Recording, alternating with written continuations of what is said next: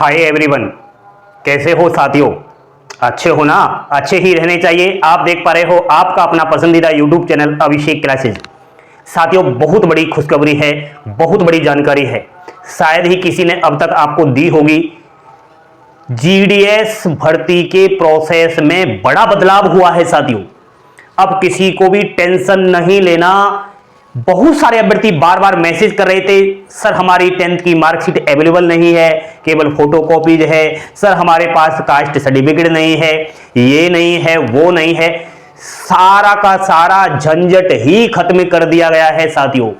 नया नियम आ चुका है जीडीएस शेड्यूल 1 जनवरी 2025 वाली भर्ती का। सभी भाई बहन बोर्ड पर ध्यान देंगे, अपनी प्यारी प्यारी उंगलियों से लाइक का बटन दबाते हुए चैनल पर पहली बार विजिट कर रहे हैं तो सब्सक्राइब जरूर कर लेना। साथियों, मैं बात कर रहा हूं पोस्ट ऑफिस के अंदर जो जीडीएस की भर्ती आई हुई है 21,413 पदों पर। इसके फॉर्म पूरी तरीका से समाप्त हो चुके हैं और अब रिजल्ट आ रहा है। आपको बता दूं कि इसका जो रिजल्ट है यानी कि पहली मेरिट सूची है वो 22 से और 23 मार्च तक आपकी आ रही है। उससे पहले दोस्तों, रिजल्ट से पहले बड़ी खुशखबरी आ चुकी है। क्या खुशखबरी है कि डॉक्यूमेंट वेरिफिकेशन में बड़ा बदलाव कर दिया गया है। हाल ही में जीडीएस शेड्यूल 1 एंगेजमेंट का अलग से नोटिफिकेशन जारी किया है। आपको इसका फर्स्ट पेज यहां पर मैं दिखा देता हूं। वैसे मैंने टेलीग्राम चैनल पर भी इसको अपलोड करवा दिया है। दोस्तों, यहां पर बहुत सारे लोग आपको जीडीएस भर्ती के बारे में जानकारी तो दे रहे हैं, लेकिन इधर उधर से कॉपी पेस्ट करके दे रहे हैं या कहीं ना कहीं दोस्तों अधूरी जानकारी दे रहे हैं। और अधूरी जानकारी आप लोगों के लिए खतरनाक साबित हो सकती है, यह हमेशा ही याद रखना। साथियों, जीडीएस भर्ती का जो प्रोसेस चलता है वो 3 एक्टिविटीज के जरिए चलता है। 3 एक्टिविटीज कौन कौन सी है? पहली है प्री एंगेजमेंट। इसमें जो होता है वो सारा का सारा डॉक्यूमेंट वेरिफिकेशन का होता है, यानी कि इसमें 2 बार डॉक्यूमेंट वेरिफिकेशन होता है। उसके बाद होता है दोस्तों जॉइनिंग का प्रोसेस। जॉइनिंग प्रोसेस में आपको बता दूं, पहले 3 दिन की बेसिक ट्रेनिंग दी जाती है। कोई बीपीएम के पद पर हुआ हो उसको ज्यादा दे दी जाती है, और एबीपीएम डाक सेवक को 3 दिन की बेसिक ट्रेनिंग दे देने के बाद जॉइनिंग लेटर दे दिया जाता है। नेक्स्ट होता है पोस्ट एंगेजमेंट, जिसमें सभी सर्कलों के द्वारा अब की बार एपीआई सेतु या बोर्ड वेबसाइट या मैन्युअली वेरिफिकेशन के लिए कहीं ना कहीं 10th की मार्कशीट को वेरीफाई किया जाएगा। एंड जो भी अदर डॉक्यूमेंट्स आप लोगों के पास है जैसे कि कास्ट सर्टिफिकेट, इसको भी अब इसी तरीके से चेक किया जाएगा। मेरा कहने का मतलब यह है साथियों कि अगर आपका मेरिट लिस्ट में नाम आ जाए, भगवान करे किसी न किसी मेरिट लिस्ट में आ जाए, क्योंकि इसमें एक मेरिट लिस्ट नहीं आती, इसमें बहुत सारी मेरिट लिस्ट आती है और 30 जून तक आपकी ये मेरिट लिस्ट आती ही रहेंगी। तो साथियों, आपका मान लिया जाए फर्स्ट जो है मेरिट लिस्ट में नाम आ गया, तो अब आपको अपने डॉक्यूमेंट वेरिफिकेशन के लिए जाना होगा। और आपका जो पहला डॉक्यूमेंट वेरिफिकेशन है वही होगा जहां जिस सर्किल जिस डिवीजन से आपका सिलेक्शन हुआ है। सबसे बड़ा बदलाव तो यह हुआ है। ऐसा नहीं कि आप अपनी मनपसंद की जगह पर ही अब डॉक्यूमेंट वेरिफिकेशन कराए, नहीं साथियों, वहीं आपका डीबी होगा। दूसरा, पहले क्या होता था, आपकी जो 10th की मार्कशीट होती थी ना, उसको डीजी लॉकर से ऑनलाइन चेक किया जाता था और हाथों हाथ वेरीफाई कर दिया जाता था। अब इसमें भी बड़ा बदलाव कर दिया गया है। क्या बड़ा बदलाव हुआ है कि 10th की मार्कशीट डीजी लॉकर से चेक नहीं होगी, यानी डीजी लॉकर का पूरा सिस्टम ही खत्म कर दिया है। नया मोड यहां पर लिया है। क्या लिया है? एक तो जो वेबसाइट है ना एजुकेशन बोर्ड वाली, उससे मार्कशीट को वेरीफाई कर सकते हैं, या कहीं ना कहीं दोस्तों आपको और भी कहीं ना कहीं यह है कि आपका वेरिफिकेशन के लिए मार्कशीट से डाटा मिलान करने के बाद ही आपको हरी झंडी मिलेगी।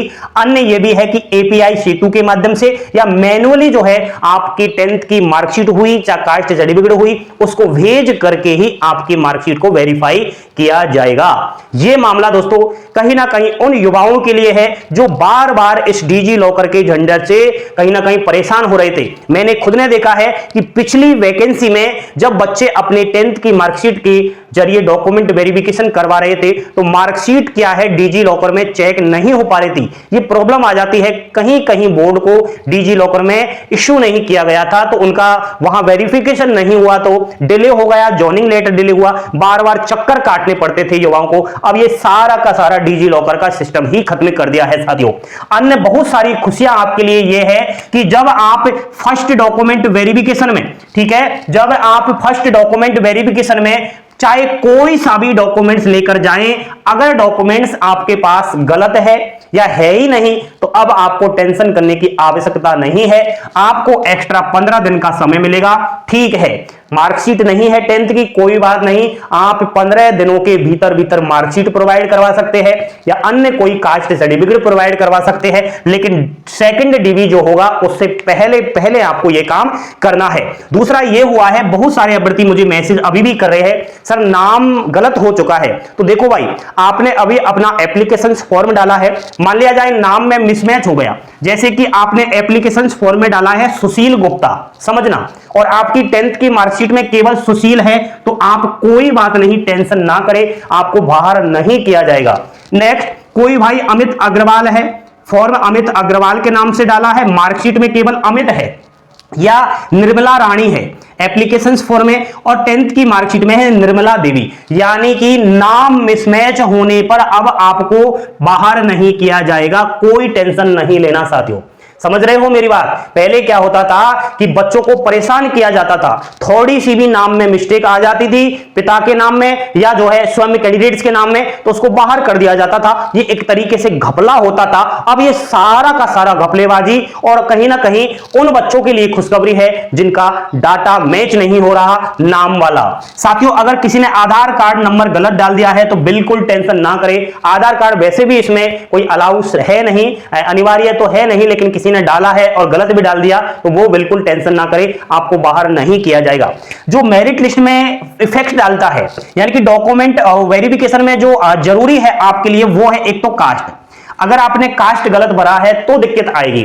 दूसरा है डेट ऑफ बर्थ, क्योंकि इसमें जो मेरिट लिस्ट बनती है ना साथियों, वो ऑल ओवर नहीं बनती, ये एक पोस्ट वाइज बनती है। तो मान लिया जाए किसी की डेट ऑफ बर्थ जैसे कि सुनो 70% है एक कैंडिडेट्स की, दूसरे वाले की भी 70% है, ठीक है। अब समान परसेंटेज आने पर क्या देखते हैं, फिर देखते हैं दोस्तों DOB, यानी कि डेट ऑफ बर्थ। जिसकी ज्यादा डेट ऑफ बर्थ होगी उसका सिलेक्शन होगा। मान लिया जाए किसी ने डेट ऑफ बर्थ ही गलत डाल दी है, 10th की मार्कशीट में जो है वो नहीं डाली, तो फिर आप जो है बाहर होंगे। नेक्स्ट, PWD कैंडिडेट्स, भाई कोई PWD है ही नहीं, जिसके पास PWD सर्टिफिकेट ही नहीं, तो सिलेक्शन तो हो जाता है। देखो भाई, फॉर्म अप्लाई करते समय मान लिया जाए किसी ने PWD बनकर डाल दिया, इसकी है 80%, क्योंकि PWD की कट ऑफ तो कम जाती है, मेरिट लिस्ट में नाम तो आ जाएगा, लेकिन ये बच्चा अगर डॉक्यूमेंट वेरिफिकेशन के समय अपना PWD सर्टिफिकेट नहीं ले जाएगा तो सीधा इसको रिजेक्ट कर दिया जाएगा।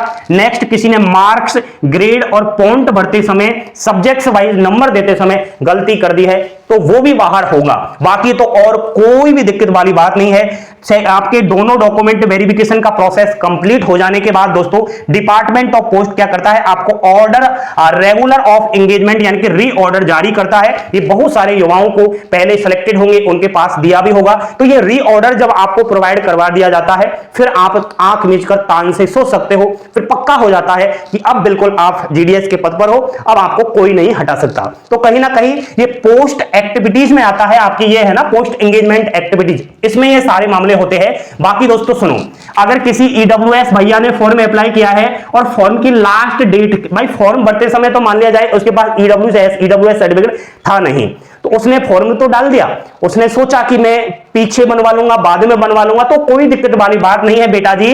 फॉर्म की लास्ट डेट के बाद का मान्य होगा, कोई ऑफिशियली ऐसा अपडेट नहीं है, तो आपने बाद का भी बनवाया है तो कोई दिक्कत नहीं। लेकिन एक बात याद रखना, आपका फाइनेंशियल ईयर का होना चाहिए 1 ईयर वाला, OBC NCL 3 ईयर वाला होना चाहिए। बाकी कास्ट सर्टिफिकेट अगर आपके पास फर्स्ट DV में भी नहीं होगा ना, तो आप उसको बाद में भी जमा करवा सकते हो। नेक्स्ट दोस्तों, सेकंड DV के 30 दिन बाद ज्वाइनिंग करना जरूरी है युवा साथियों को। भाई दोनों डॉक्यूमेंट वेरिफिकेशन सक्सेसफुली हो चुके हैं, अब आपको क्या है 30 दिनों के भीतर भीतर अपना ज्वाइनिंग वहां प्रोवाइड करवाना है, ठीक है, वहां पर अपनी उपस्थिति दर्ज करवानी है। यदि कोई 30 दिनों के भीतर भीतर नहीं पहुंचता है तो उसकी उम्मीदवारी को खत्म करके नेक्स्ट जो वेटिंग लिस्ट इतनी आती है उसमें किसी अन्य व्यक्ति को उस सीट पर दे दिया जाएगा। नेक्स्ट साथियों, ये बहुत बड़ी जानकारी मुझे लगी और इतनी बड़ी खुशखबरी है उन युवाओं के लिए जो पहली बार फॉर्म अप्लाई किया है और डर रहे हैं कि सर मेरा डॉक्यूमेंट वेरिफिकेशन कैसे होगा, मेरे पास ये डॉक्यूमेंट्स में कमियां हैं, ये है वो है। तो कोई भी कमियां हो सब चलेगा, क्योंकि अब किसी को यहां पर परेशान नहीं किया जाएगा, पहले ही यहां पर ये नोटिफिकेशन जारी कर दिया गया है साथियों। तो सभी के लिए मिठाई बांटने वाला काम हुआ है। आप भी बताना क्या ये आपको अच्छा लगा है? अच्छा लगा है तो सभी बच्चे लाइक का बटन दबाते हुए इस वीडियो को शेयर अवश्य करेंगे, ताकि उन विद्यार्थियों के पास भी ये वीडियो पहुंच जाए जो घबरा रहे हैं कि सर मेरा नाम गलत हो चुका है, सर मेरे फॉर्म में ये गलती हो चुकी। कोई भी गलती हो गई हो, केवल इन चीजों के अलावा सब चलेगा, कोई दिक्कत वाली बात नहीं है। तो जय हिंद, जय भारत। सभी लाइक शेयर सब्सक्राइब जरूर करना। पल पल की अपडेट पाने के लिए जुड़े रहो आपके अपने पसंदीदा यूट्यूब चैनल अभिषेक क्लासेस के साथ।